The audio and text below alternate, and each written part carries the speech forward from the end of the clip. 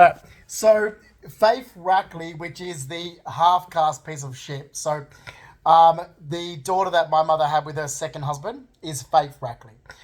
So my half sister, but then my youngest sister is, of course, my sisters on my dad's side. So Sky Sheridan Fleming is my youngest sister. On my dad's side. So my dad's Mark Fleming, not Mark Rackley. They're two different people. Mark Rackley has children from his first marriage. So my stepbrother who lived in Tamworth from 1995, Daniel Rackley, we're the same age. We're the exact same age. Now don't worry, I played the best prank I could on Belinda Jeffries. I told her bullshit. Why? Because she's a cocaine dealer.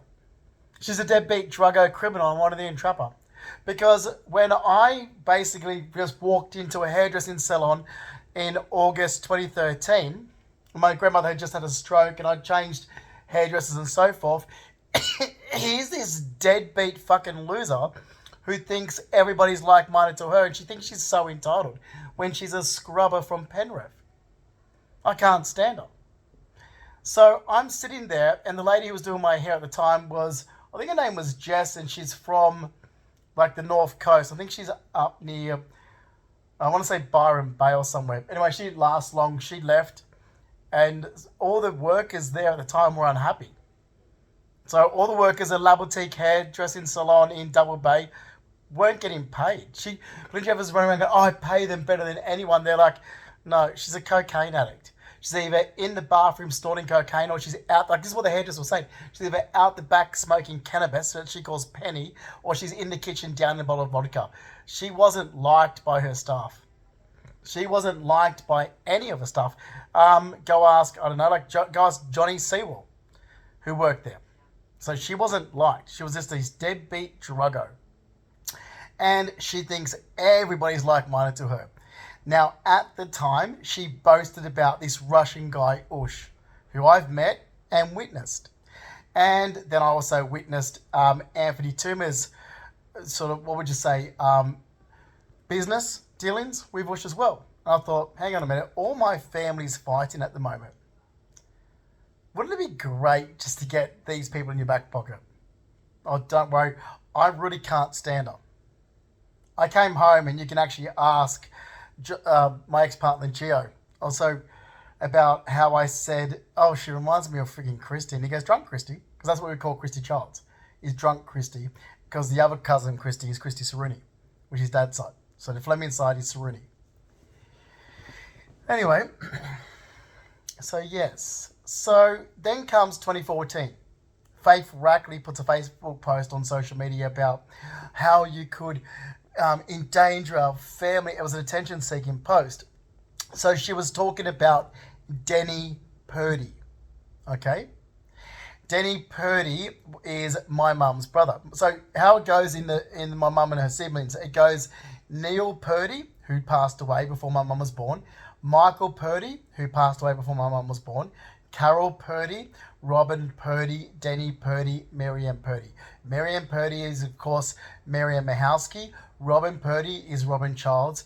Carol Purdy, my mother, was Carol Fleming. My father's Mark Fleming. Then Carol Rackley, my stepfather's Rackley. Okay? So that's how it goes there. Now, my sister and myself didn't grow up with Denny Purdy. So you'll see that there's similarities in the family. So my mother was very much like her mother, for example. What my mum's father wanted from her daughters was his wife's mother and grandmother and so forth, that behaviour. So my mother was dainty and, she, did shorthand, bookkeeping. She became a paralegal. She started off as a legal secretary, became a paralegal. But at school, she did needlework, cooking, she took ballroom dancing lessons, tennis lessons, and so forth. Now, very different to her sister. Okay, very different. So mum was like, Lola, Big Nan Mary, Julia, and so forth. Okay, so Denny was very, Denny was weird, like mountain man. Denny wasn't even like Pop, because my grandfather, Reginald George Purdy's a city guy. So his son wasn't even like him. Pop reckons all his children turned out like his mother's family or something, but Pop's family's all from the city. So Reginald George Purdy, he's a city guy. And he hated moving to the suburbs. He hated moving. He told me so. He wished that he never moved from Balmain, and then Nan would perk up and go, "Oh, rubbish, Reg, I'm not raising a family in a small terraced house, blah, blah." Anyway, they moved to the suburbs in 1962. He hated it, and he said it's because he had daughters. It's because they kept having a growing family, so they had to move to a larger house. And Nan didn't want to live. Nan didn't want to live in a basically, Nan did not want to live in a house that only had a courtyard without a front yard and backyard. Nan wanted the front yard and a backyard and a house. They didn't have that in the city. They had a terraced house. So my grandparents had a terraced house in the city. And that's where my mum was first raised, in 90 Mansfield Street, Roselle. My mum's cousin, the police officer, still lives in Leichhardt. So they're all from the inner city. My nan didn't want to raise a family in his terrace house, so they moved to the suburbs. But Pop is very city.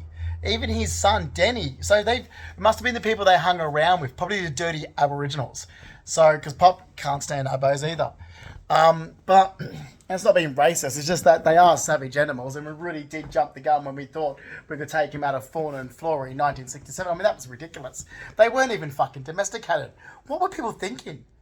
These were savage animals, undomesticated, and we thought, the do-gooders thought, let's take these savage animals from the scrubs where they're digging dirt for grubs to eat and hand painting with shit, and let's bring them into the city and start trying to domesticate these savage animals of ours. You fucking losers. Are you kidding me? That was only in 1967. Because they were considered as animals before 1967. And then we're like, hey, how about we just say that they're human? It's like, well, they don't behave like humans. They show nothing that's of a human race except for the fact that they can walk on two legs. Well, there's animals that can walk on two legs. Okay? So, I mean, that's really, well, that's the truth and the fact that they're there. Anyway, so Denny wasn't even similar to Pop. So the way he was, it wasn't similar. Denny was similar to Shane Child's father. So the man that Robin Purdy went off with, which is Reg Childs, and went to, Bathurst or Rockley or whatever it was, that guy is like, well, Denny was similar to that. So they must have hung around those types of people. Anyway, Denny lived with Robin Childs and hung around with Robin Childs like his sister, and lived with her in Knox Road when they were in Sydney, and practically raised, Shane and Christy Childs. Well, he was there. Like, Shane idolised him, Robin's son. So I've literally been going through this shit with these deadbeat losers that thought I was, because you were close to them. It's like, we never knew Denny growing up. When I heard all this bullshit come about, I was like, well, if Christy had have said it, if Christy Childs, I could understand, because they spent all the time with Denny Purdy. We didn't. I mean, my interest is art, drama. We went to the theatre growing up. Well, we were with Uncle Fred, Big Nan, Lola and Reg growing up. We went with the Mountain Man weirdo. So, all these deadbeat friends, all the fucking dirty abos that they hung around with. Oh, God, it was disgusting. The foul, filthy animals. And we went with them. Like, we were with Big Nan, Mary, Lola, Little Nan, Uncle Fred, Leo. We're going to pantomimes in the city. We're going to the theatre. That's what we did growing up. We weren't like Shane and Christy Childs or Robin Childs. So Denny was like-minded to them. So, he never hung around with my mother. He was never around. We never saw him. So when Faith Rackley did his Facebook post, Marianne Mihowski jumped on it straight away and said, you're a fuckwit or something. It's like, yeah, she is, because that's so bullshit. It's like, Mum's putting it up to a scam. So I was agreeing with Marianne and Robin, but I get a message from Gio, my partner, who said, Justin, what do you say? Like he called me, he goes, everyone can see this. My entire work can see this. Everyone can see this post. Everyone's tagged into it. Like, thousands of people asking what's going on. And I was like, go and like diffuse the situation or something. I was like, fuck, your work can see it. My work can see it. I'm thinking, the US can see it. Everyone, Belinda Jeffries could see it. So it's all about, because Denny was apparently some pedophile or some shit. This is all these rumours that started after he died. It's like, well, these were never said before he died. So he had a big property and a big estate. Who knows what money he had? But it's like, so people trying to sniff around for money. Because why wasn't it said before there was nothing said about this, or his behaviour, nothing ever said while he was alive. But after he died, it was said.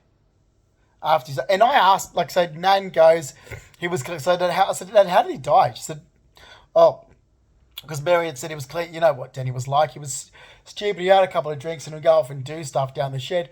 He was cleaning his gun and it went off. I was like, oh, fuck, he's a dickhead. It's like, yeah.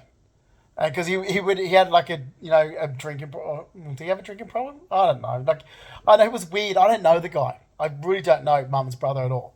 Because we were also close to Raymond, but Mum's cousin, that was her adopted brother. Yeah, it gets confusing. So Raymond Purdy lives in Lennox Head. So I only know what Nan told me, and I was like, well, I don't really know him. Anyway, then all these rumours come out. I'm thinking, wait a minute.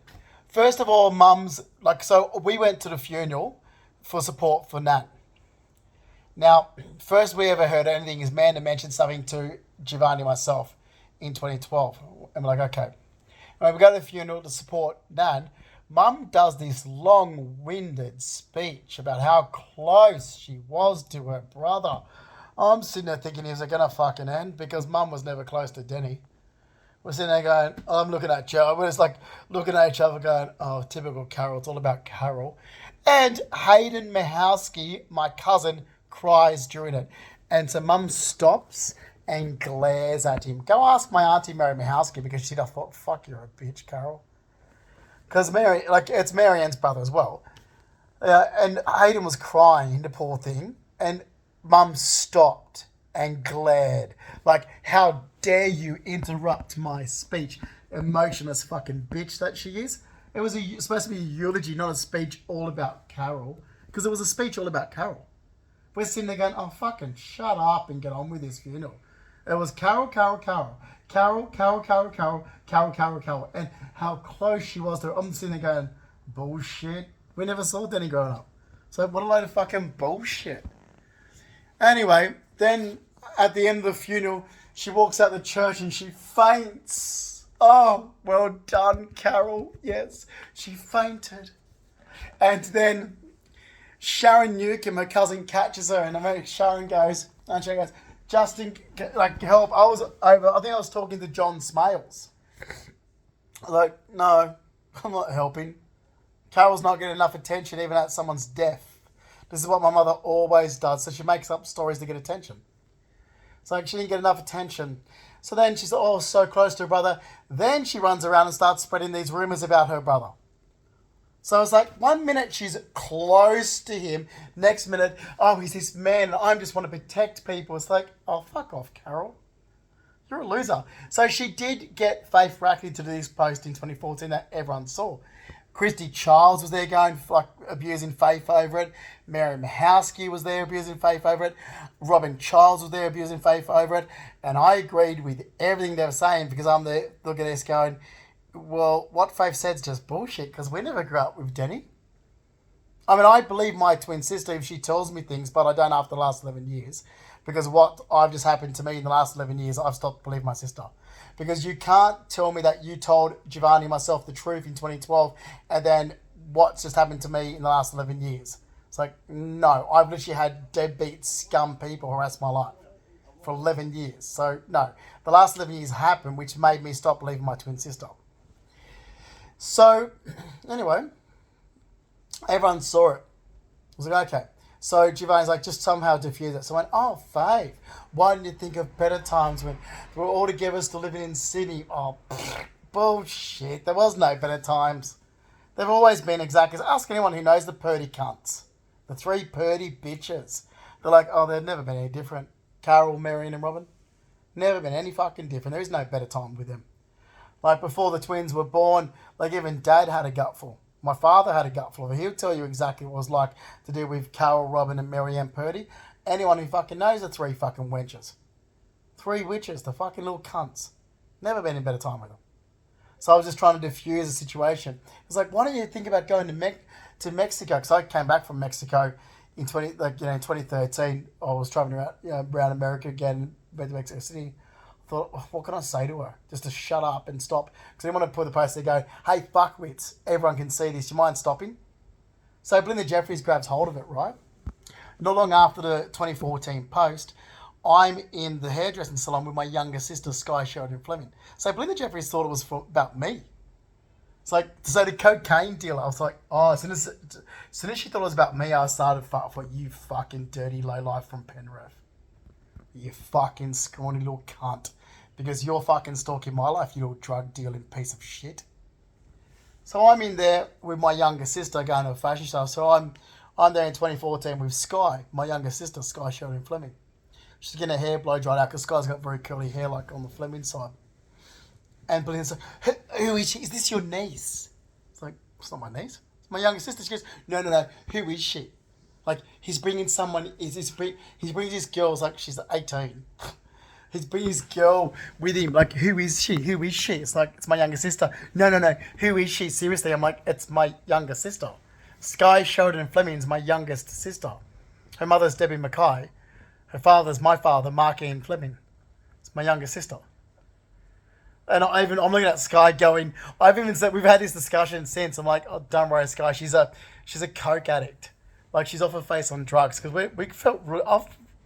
Like, I'm sitting there, it's like, I feel uncomfortable. My younger sister feels uncomfortable. We're there paying for a service at La Boutique Hair Salon in Double Bay. We're paying for a service and we feel uncomfortable. And we're paying for a service and we feel very uncomfortable by the drug addict staff member, Belinda Jeffries, who works there. And we're feeling very fucking uncomfortable. Okay? And as I said, she's a druggo. Like, she's a druggo. She's either snorting coke or smoking cannabis. She's off her face the whole time. Don't worry about it. Anyway, and that's the truth. So Sky Sheridan Fleming is my younger sister. And Sky has got other sisters as well with her mum's first marriage. This is all this bullshit, wrong information. It's like, I'm looking at these idiots going, oh, God.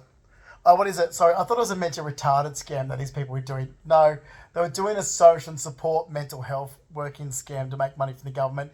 Then they decided to go into a child molestation scam. They're doing fucking child molestation scams. And then saying I dyed my hair black. I literally had these fucking losers say I had dyed my hair black. So I'm being a smart ass to people like Deb Mears going, oh, yes, because I look like this person. I look like a Fleming.